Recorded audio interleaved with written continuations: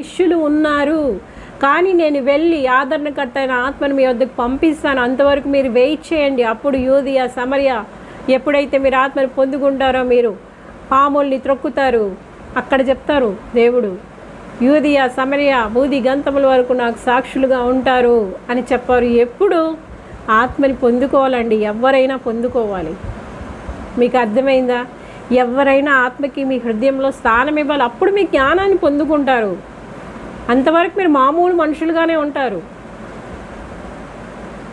మామూలుగా ఉంటారు, చాలా ఆర్డినరీ. మీ ఆలోచన విధానం కానీ ఏ మారు, అందరిలాగే మీరు ఆలోచిస్తారు, అందరిలాగే మీరు బయలుదేరుతారు, అందరిలాగే మీరు పనిచేస్తారు, అందరిలాగే ఉంటారు, అందరిలాగే తింటారు.